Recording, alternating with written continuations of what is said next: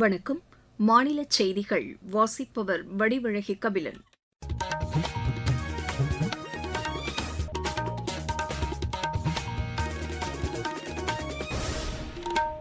தலைப்புச் செய்திகள். பிரதமரின் 3வது கட்ட கிராம சாலை திட்டத்தை 2028ஆம் ஆண்டு மார்ச் மாதம் வரை நீட்டிப்பதற்கு மத்திய அமைச்சரவை ஒப்புதல் அளித்துள்ளது. மத்திய அரசு ஊழியர்களுக்கான அகவிலைப்படியை ஜனவரி 1ஆம் தேதி முதல் 2% உயர்த்தவும் ஒப்புதல் அளிக்கப்பட்டுள்ளது. பிரதமர் திரு நரேந்திர மோடி இன்றிரவு மணி 8:30க்கு நாட்டு மக்களிடையே உரையாற்றுகிறார். வாரிசு அரசியலை நம்பியிருக்கும் திமுகவிற்கு மீண்டும் வாய்ப்பளிக்கக்கூடாது என்று பிஜேபி மூத்த தலைவர் திரு பியூஷ் கோயல் கூறியுள்ளார். தென் மாநிலங்களுக்கு பாதிப்பை ஏற்படுத்தும் வகையில் தொகுதி மறுவரையறை மசோதாவை கொண்டுவர பிஜேபி முயற்சி செய்ததாக காங்கிரஸ் மூத்த தலைவர் திரு ராகுல்காந்தி குற்றம் சாட்டியுள்ளார். இனி விரிவான செய்திகள். பிரதமரின் 3வது கட்ட கிராம சாலை திட்டத்தை 2028ஆம் ஆண்டு மார்ச் மாதம் வரை நீட்டிப்பதற்கு மத்திய அமைச்சரவை ஒப்புதல் அளித்துள்ளது. கிராமப் பகுதிகளில் உள்ள குடியிருப்புகள், வேளாண் சந்தைகள், மேல்நிலைப் பள்ளிகள், மருத்துவமனைகள் ஆகியவற்றை இணைக்கும் வகையில் சாலைகள் அமைப்பதற்கும் இந்த திட்டம் வகை செய்கிறது.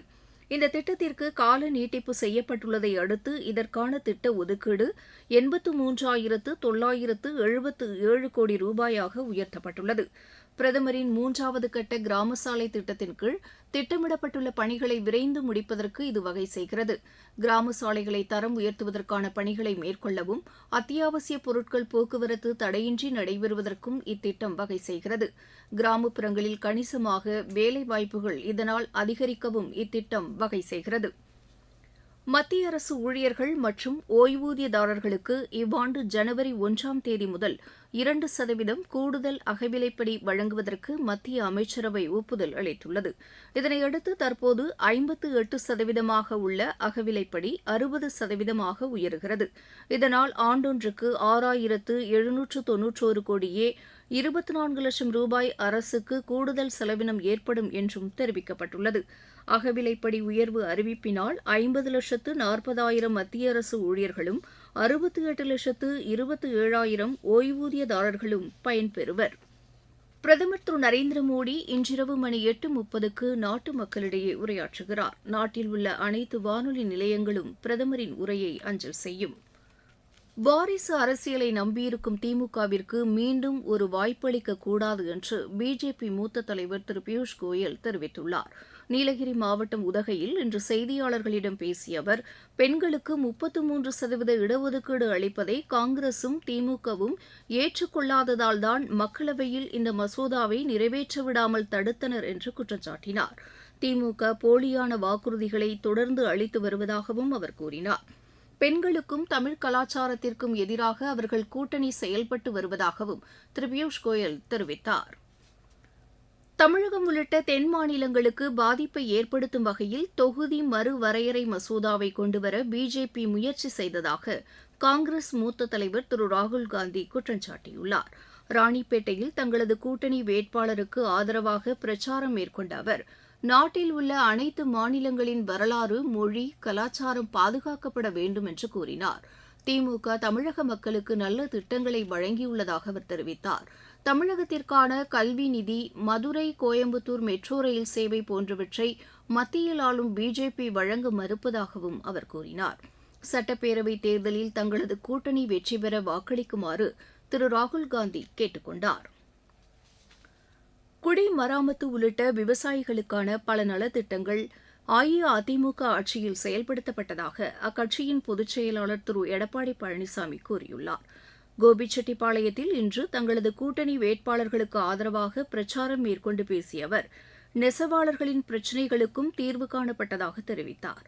தமிழகத்திற்கு மத்திய அரசு நிதி வழங்கவில்லை என்று தவறான பிரச்சாரத்தை திமுக தலைவர் திரு மு க ஸ்டாலின் மேற்கொண்டு வருவதாக குற்றம் சாட்டிய அவர், மத்திய அரசு அளித்த நிதியை திமுக அரசு முறையாக பயன்படுத்தவில்லை என்று கூறினார். கோவிட் பெருந்தொற்று காலத்தில் அஇஅதிமுக அரசு வரியை ஏற்றாமலும் விலைவாசியை உயர்த்தாமலும் சிறப்பாக செயல்பட்டதாக அவர் கூறினார். மக்களுக்கான திட்டங்களை நிறைவேற்ற தங்களுக்கு வாய்ப்பளிக்குமாறு திரு எடப்பாடி பழனிசாமி கேட்டுக் கொண்டார். மகளிர் மற்றும் மாணவர்களுக்கான பல நலத்திட்டங்கள் திமுக ஆட்சியில் செயல்படுத்தப்பட்டதாக அக்கட்சியின் இளைஞரணி செயலாளர் திரு உதயநிதி ஸ்டாலின் தெரிவித்துள்ளார். ஈரோடு கிழக்கு மற்றும் மேற்கு தொகுதிகளில் தமது கூட்டணி வேட்பாளர்களுக்கு ஆதரவாக பிரச்சாரம் மேற்கொண்ட அவர், திமுக மீண்டும் ஆட்சி அமைத்தால் அறிவிக்கப்பட்ட தேர்தல் வாக்குறுதிகள் அனைத்தும் நிறைவேற்றப்படும் என்று கூறினார். தமிழகத்திற்கான நிதியை மத்திய அரசு தருவதில்லை என்றும் அவர் குற்றம் சாட்டினார். தொகுதி மறுவரையறை தொடர்பாக தமது கூட்டணி சரியான முடிவை எடுத்துள்ளதாகவும் அவர் தெரிவித்தார்.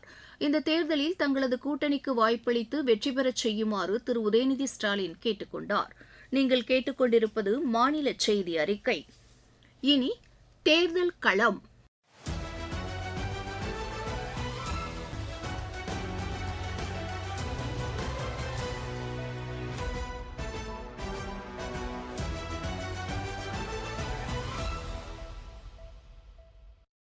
தமிழக சட்டப்பேரவைத் தேர்தலையொட்டி தொகுதி வாரியாக எமது செய்தியாளர் வழங்கும் இந்த தொகுப்பில் இன்று இடம்பெறுகிறது சென்னை மாவட்டத்திற்கு உட்பட்ட சில தொகுதிகள். சென்னை மாவட்டத்தில் மொத்தம் 16 சட்டப்பேரவை தொகுதிகளில் 419 வேட்பாளர்கள் களத்தில் உள்ளனர். இதில் பெரம்பூரில் அதிகபட்சமாக 47 வேட்பாளர்கள் போட்டியிடுகின்றனர். குறைந்தபட்சமாக சைதாப்பேட்டை சட்டப்பேரவை தொகுதியில் 15 வேட்பாளர்கள் களத்தில் உள்ளனர். சென்னையில் டாக்டர் RK நகரில் 38 வேட்பாளர்களும், கொளத்தூரில் 35 வேட்பாளர்களும் களத்தில் உள்ளனர். வங்கக்கடலோரம் அமைந்துள்ள அழகிய தலைநகர் சென்னை மாவட்டத்தில் 67 லட்சத்திற்கும் அதிகமானவர்கள் சிறப்புமிக்க சென்னை வாசிகள் என்றால் மிக இல்லை. சென்னைக்கு வேலை தேடி வருபவர்களுக்கு ஏராளமான வாய்ப்புகள் உள்ளன. வேலை செய்யலாம் அல்லது ஏதோ ஒரு நிறுவனத்தில் பணிபுரியலாம் என்று கனவு காணும் இளைஞர்களின் எண்ணிக்கை ஏராளம்.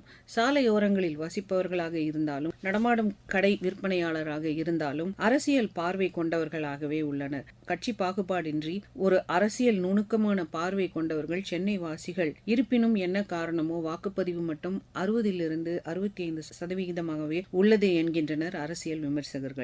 சென்னை மாவட்டத்தின் தொகுதி மறுவரையில் முக்கியமான தொகுதியாக திகழ்வது சேப்பாக்கம் திருவல்லிக்கேணி தொகுதி. சேப்பாக்கம் தொகுதியில்தான் எம்.ஏ. சிதம்பரம் விளையாட்டு அரங்கம் உள்ளது. மாநில அரசின் பேரிடர் மேலாண்மை மையம் உள்ளிட்ட பல முக்கிய அலுவலகங்கள் இங்குள்ளன. சென்னை பல்கலைக்கழகமும், மாநில கல்லூரி, கஸ்தூரிபாய் மருத்துவமனை உள்ளிட்டவையும் இத்தொகுதியில்தான் உள்ளன. திருவல்லிக்கேணியில் அருள்மிகு பார்த்தசாரதி திருக்கோவில், புகழ்பெற்ற வாலாஜா மசூதி, ரத்னா கஃபே, திருவல்லிக்கேணி சந்தை, பள்ளி கல்லூரி மாணவர்களுக்கான வழிகாட்டு புத்தகங்கள் உள்ளிட்ட புத்தகங்களை வாங்குவதற்கான பழம்பெரும் கடைகளும் இங்குள்ளன. 2011ஆம் ஆண்டுக்கு பின் உருவாக்கப்பட்ட இத்தொகுதியில் மொத்தம் 89,241 வாக்காளர்கள் உள்ளனர். திமுக 3 முறை இத்தொகுதியை வென்றுள்ளது. துணை முதலமைச்சர் திரு உதயநிதி ஸ்டாலின் இத்தொகுதியில் இருந்து வெற்றி பெற்று மீண்டும் இங்கு களத்தில் உள்ளார். சேப்பாக்கம் திருவல்லிக்கேணி தொகுதியில் மொத்தம் 26 பேர் போட்டியிடுகின்றனர். அடுத்ததாக பெரம்பூர் தொகுதி அதிக முக்கியத்துவம் வாய்ந்ததாக கருதப்படுகிறது.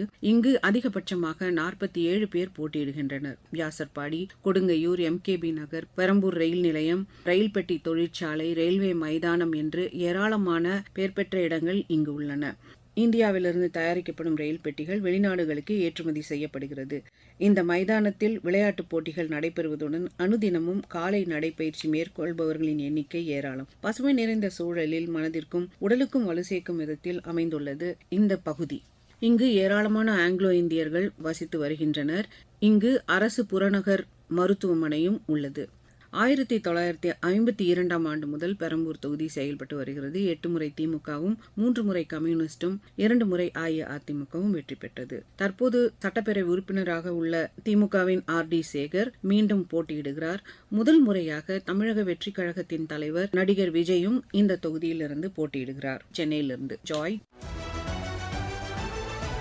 மாவட்டச் செய்திகள். காஞ்சிபுரம் மாவட்டத்தில் பொன்னேரிக்கரையில் அமைக்கப்பட்டுள்ள வாக்கு எண்ணும் மையத்தை மாவட்ட தேர்தல் அலுவலர் திருமதி ஸ்னேகா இன்று ஆய்வு செய்தார். செங்கல்பட்டு மாவட்டம் செம்பாக்கத்தில் உரிய ஆவணமின்றி கொண்டு செல்லப்பட்ட 1,02,00,000 ரூபாயை தேர்தல் பறக்கும் படையினர் பறிமுதல் செய்தனர். விளையாட்டுச் செய்திகள். பூசான் ஓபன் டென்னிஸ் போட்டியில் இந்தியாவின் அனிருத் சந்திரசேகர், ஜப்பானின் டக்கெரு யுசுகி இணை இறுதி ஆட்டத்திற்கு முன்னேறியுள்ளது. இன்று நடைபெற்ற ஆடவர் இரட்டையர் பிரிவு அரையிறுதி ஆட்டத்தில் இந்த இணை 4-6, 7-6, 10-8 என்ற செட் கணக்கில் இந்தியாவின் ரித்விக் அர்ஜுன் கதே இணையை வென்றது. IPL கிரிக்கெட் போட்டியில் சென்னை அணி இன்று ஹைதராபாத் அணியை எதிர்கொள்கிறது. மீண்டும் தலைப்புச் செய்திகள். பிரதமரின் 3வது கட்ட கிராம சாலை திட்டத்தை 2028ஆம் ஆண்டு மார்ச் மாதம் வரை நீட்டிப்பதற்கு மத்திய அமைச்சரவை ஒப்புதல் அளித்துள்ளது. மத்திய அரசு ஊழியர்களுக்கான அகவிலைப்படியை ஜனவரி 1ஆம் தேதி முதல் 2% உயர்த்தவும் ஒப்புதல் அளிக்கப்பட்டுள்ளது. பிரதமர் திரு நரேந்திர மோடி இன்றிரவு மணி 8:30க்கு நாட்டு மக்களிடையே உரையாற்றுகிறார். வாரிசு அரசியலை நம்பியிருக்கும் திமுகவிற்கு மீண்டும் வாய்ப்பளிக்கக் கூடாது என்று பிஜேபி மூத்த தலைவர் திரு பியூஷ் கோயல் தெரிவித்துள்ளார். தென் மாநிலங்களுக்கு பாதிப்பை ஏற்படுத்தும் வகையில் தொகுதி மறுவரையறை மசோதாவை கொண்டுவர பிஜேபி முயற்சி செய்ததாக காங்கிரஸ் மூத்த தலைவர் திரு ராகுல்காந்தி குற்றம் சாட்டியுள்ளார். இத்துடன் இந்த செய்தி அறிக்கை நிறைவு பெற்றது.